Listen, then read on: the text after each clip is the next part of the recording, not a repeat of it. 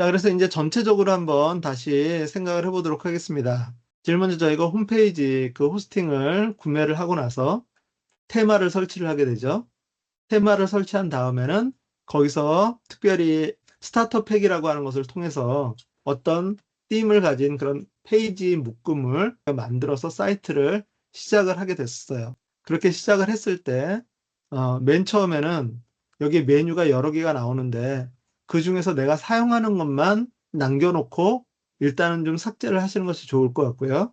그리고 하나씩 하나씩 만들면서 그 페이지들을 채워 나가시는 것이 좋을 것 같습니다. 저도 지금 이제 이 페이지는 처음 시작하는 거라 가지고 아직도 아무것도 없는데 하나씩 하나씩 이제 만들어 나갈 거고요.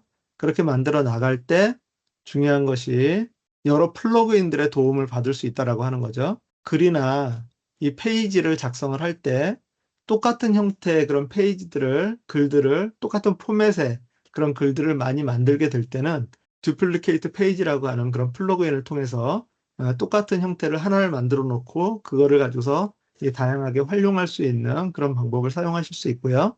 그리고 모양, 어피어런스, 거기에 테마 또는 사용자 정의에 들어가셔가지고 그 홈페이지에 대한 기본적인 사항들을 여기서 사이트 아이덴티티 이 부분을 작업을 해주셔야 되겠죠.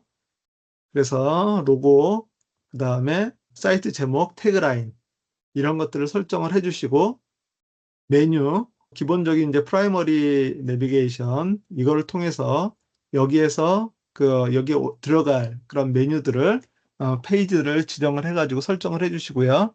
이건 여기서 하셔도 되고 아니면 어피어런스 모양에서 여기에 메뉴가 있으니까 그 메뉴에 들어가셔서 작성을 하셔도 되는데 한 가지 주의할 점은 여기에 편집할 메뉴 선택하는 거. 이것을 어떤 메뉴를 선택을 할 거냐에 따라서 달라지니까 이 부분에 대해서 해주시고 그리고 뭐 글 열심히 쓰시고 그리고 페이지를 작성을 하실 때 저희가 이제 참고할 수 있는 것들이 있잖아요. 여기 플러스를 눌렀을 때 이런 것들 디자인 라이브러리 이것을 눌러서 어떤 패턴들 또는 페이지를 직접 가져다가 구성할 수 있으니까 그 띠임에 맞는 그리고 또 그 카테고리에 맞는 그런 것들을 잘 골라서 사용을 하시고 가능하시면 내가 여기에다 무엇을 집어넣을 건가라고 하는 것을 이런 마인드맵 이런 걸 통해 가지고 구성을 해 가지고 좀 세세하게 구성을 하는 것이 좋아요. 특별히 여기에 내가 직접 글을 쓰면서 작업을 하다 보면 되게 힘들어요. 어떤 거를 여기다 집어넣어야 되느냐. 예를 들어서 내가 내 소개 페이지를 하나를 만들겠다라고 해가지고 새 페이지를 추가해서 디자인해서 소개니까 어바웃에 가가지고 한번 내가 찾아본다. 뭐 이 중에서 하나 하면 되겠지 하고 아무거나 이렇게 선택을 했는데 이걸 바라보면 이제부터 이제 어려움이 시작이 되죠. 여기다 뭐를 넣어야 되지? 이건 또 뭐를 넣어야 되지?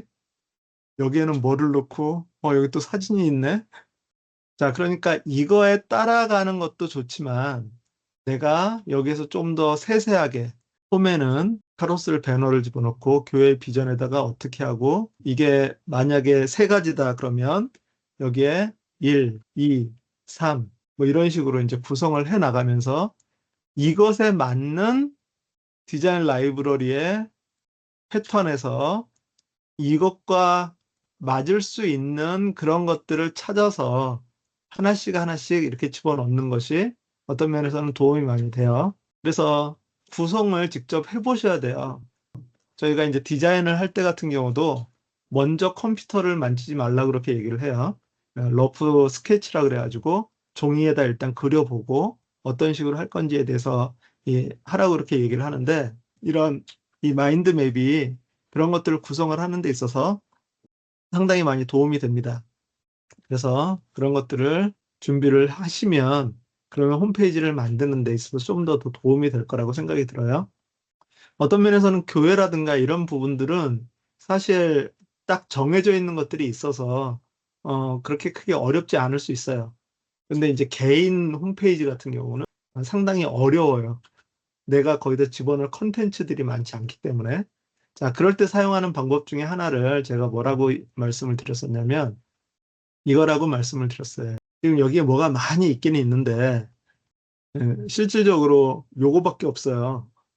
나머지는 다 게시판인데 이건 글이고 이거는 이제 뭐 제가 그 직접 만들어서 이런 그림들 이런 것들 이제 직접 제가 몇 개 만들었는데 이것도 이제 수없이 만들 수는 없는 거니까.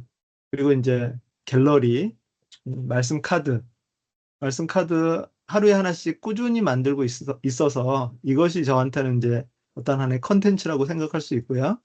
만약에 컨텐츠가 좀 부족하다 싶으면 이런 것들을 한번 생각을 해보셔요. 추천 서비스나 아니면 내게 감동이 되는 다른 데서 나온 글들이나 동영상, 나에게 영감을 주는 이런 것들을 가져다가 정리를 하는 것이 되게 괜찮아요. 특히나 이제 유튜브 같은 경우는 어차피 링크를 타고 유튜브로 들어가는 거거든요. 그렇기 때문에 저작권이라든가 이런 부분에 대해서 좀 더 자유롭고요. 그리고 만약에 기사라든가 이런 것들의 경우는 지난 시간에 저희가 그 플러그인 중에 그 WP 링크 페이지라고 하는 플러그인이 있었죠.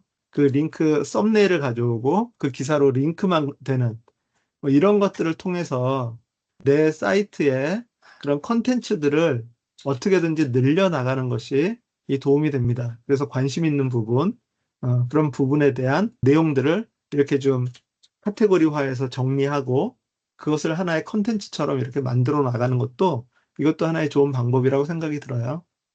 자, 그래서 이제 어쨌든 저희가 홈페이지 만들기를 시작을 했으면 끝을 봐야 돼요. 한 페이지가 있더라도 재작년인가 그때 그 홈페이지의 트렌드 중에 하나가 원페이지 사이트였어요. 한 페이지에 모든 것들을 다 집어넣는 거예요. 메뉴도 여기에서 이제 메뉴를 누르면 이 아래에 있는 여기로 가고 뭐 이런 식으로 그런 페이지도 괜찮아요. 하나만 제대로 만들어져 있는 그런 사이트도 괜찮고 또 나에 대해서 소개하는 사이트들도 괜찮아요. 그 지난번에 저희가 만들었던 요런 거 요런 거 하나를 만들어도 이것이 나에게는 되게 중요한 사이트가 될 수 있으니까 어쨌든 저희가 공간이 있고 또 도메인이 있고 이것은 나를 잘 알릴 수 있는 그런 좋은 기회다라고 하는 거. 그래서 그거를 어떻게든지 활용할 수 있는 방법들을 여러분들이 좀 같이 모색을 해보시고 그리고 뭐 도움이 필요하신 부분들이 있으면 저한테 말씀을 하시면 제가 같이 도와드리도록 하겠습니다. 자, 어쨌든 5강의 강좌가 끝났습니다. 전체적으로 강좌에 대한 내용을 한번 보면 첫 번째 나만의 공간 만들기, 도메인 구하는 방법, 호스팅 하는 방법, 그리고 워드프레스가 뭔지 그런 것들에 대해서 저희가 한번 살펴봤어요.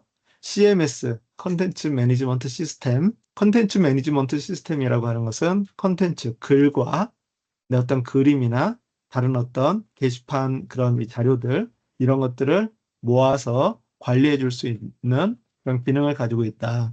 그리고 그런 기능들이 워드프레스의 기본으로 제공되어 있지만 그것에서 이것이 제대로 좀 힘을 발휘를 하려면 서드파티 플러그인들을 저희가 잘 찾아서 써야 되는데 서드파티 플러그인은 너무 많아요. 수천 개가 넘는데 그런 것 중에 어떤 거를 선택을 할 거냐 선택하는 방법 가장 대표적으로 사람들이 많이 쓴 거, 호환되는 거. 내 지금 워드프레스 버전이 계속 업그레이드가 되는데 그것과 호환되는 거. 그 다음에 업데이트가 잘 이루어지고 있는 거. 뭐 레이스는 당연히 봐야 되겠고요. 그리고 그런 것들을 가지고서 찾아보시고 만약에 그런 기능을 가지고 있는 것들이 여러 개가 있어요. 방금 전에 이제 폼에 대한 것들도 여러 개가 있잖아요. 그런 거를 어떻게 할 수 있느냐? 저희가 가장 잘 도움을 받을 수 있는 것은 퍼플렉시티에다가 내가 이런 기능의 플러그인을 찾기를 원하는데 어떤 것들이 있는지 추천해 달라고 그렇게 얘기를 하면 이렇게 쭉 해줘요. 그래서 아까 SEO 관련 플러그인 이거 보시면 눈에 익으시죠? 퍼플렉시티로 검색한 거예요. 초보자가 사용하기 쉬운 SEO 관련 무료 플러그인 뭐가 있는지 5개를 줬어요. 제일 위에 2개, 가장 인기 있고 광범위한 무료 기능. 나머지 3개는 말고 이 2개를 비교해 달라. 이렇게 쭉 비교해 주고요. 그래서 그 중에서 무료 기능이 좀 더 나은 것이 어떤 것이 있는가 봤더니 얘가 랭크매스를 추천을 했어요. 그래가지고 랭크매스의 사용법에 대해서 해보고 유튜브에 들어가서 그 SEO에 관련된 그런 부분들의 사람들이 추천의 것을 한번 좀 찾아봤더니 정말 그 요스트를 쓰다가 다 그 랭크매스로 이렇게 바꾼다라고 하는 그런 강의자들이 많이 있어가지고 이게 확신이 된 거죠. 그래서 저도 써봤더니 그것에 대한 효과를 볼 수 있었고. 자, 그래서 퍼플렉시티가 여러분한테 그런 것들에 대해서 도움이 되게 많이 될 수 있어요. 자, 그리고 이제 그 외부 툴을 이용하는 그런 부분들, 구글 포토, 유튜브, 이거는 저희가 이제 그 둘째 시간인가 그때 했었기 때문에 더 자세하게는 얘기를 안 하지만 그 구글 포토에 있는 사진을 내 웹사이트로 정리하는 게 되게 도움이 많이 돼요. 지금 저도 이제 교회 행사 사진이라든가 이런 것들을 다 그 구글 포토에다가 올리고 있거든요.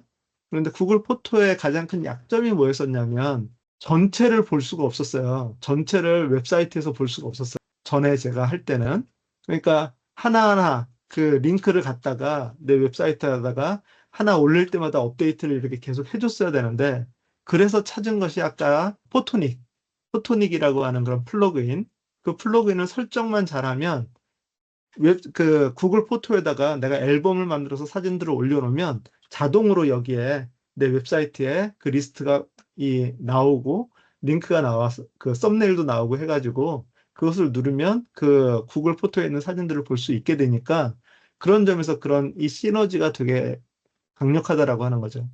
그 전까지는 저희 교회 같은 경우도 그 웹사이트 안에다가 사진들을 다 넣어놨는데 그러면 이게 관리가 안 되는 거거든요. 그런데 구글 포토는 사람별로 뭐 일시별로 뭐 이런 것들이 다 관리가 되고 장소별로도 관리가 되니까 그런 점에서 그 구글 포토가 상당히 큰 혜택을 줄 수 있어요. 개인 사용자한테 구글 포토가 15기가의 용량을 주는데 뭐 원하면 구글 계정은 여러 개를 만들 수 있으니까 15기가 부지런히 채우고 나서 만약에 더 필요하면 다른 계정 써가지고 이렇게 계속해서 올려도 괜찮다라고 하는 거. 유튜브에다 동영상 무한정 올릴 수 있잖아요. 예전에는 유튜브에 동영상을 올릴 때 돈을 냈었어요. 어느 정도 뭐 그 길이 이상, 15분 이상은 안 된다. 뭐 100메가 이상은 안 된다. 뭐 이런 제한들이 있었는데 지금은 그런 것들이 다 없고 4K 뭐 그런 동영상을 1시간짜리를 올려도 가능한 그런 솔루션이 지금 저희한테 없어요. 다른 데서는. 웹사이트에 그런 것들을 올려놔도 트래픽을 감당을 할 수가 없고요. 그런데 구글의 그런 서비스들이 얼마나 강력한 그런 이 기능들을 저희한테 제공을 해주느냐라고 하는 거죠. 그래서 구글 서비스만 잘 이용을 해도 저희가 상당히 많은 혜택을 받을 수가 있어요. 그렇기 때문에 그런 외부 서비스들 또 뭐가 있는지를 여러분이 찾아보시고 아까 그 업드래프트 같은 경우는 드랍박스라든가 구글 드라이브라든가 이런 데다 백업을 해서 사용을 하니까 그런 서비스들과의 연동에 관련된 그런 부분들, 네, 그런 부분들도 여러분들이 계속해서 찾아보시고 활용하시면 그러면 웹사이트가 그냥 워드프레스 하나로만이 아니라 플러그인으로 강력해지고 그 다음에 그런 다른 이 서드파티 그런 서비스들과의 연결을 통해서 더 강력한 그런 것들을 해나갈 수 있다라고 하는 거죠. 그렇게 좀 활용을 하셔서 여러분이 원하는 그런 작업들을 해 나가셨으면 좋겠습니다. 감사합니다.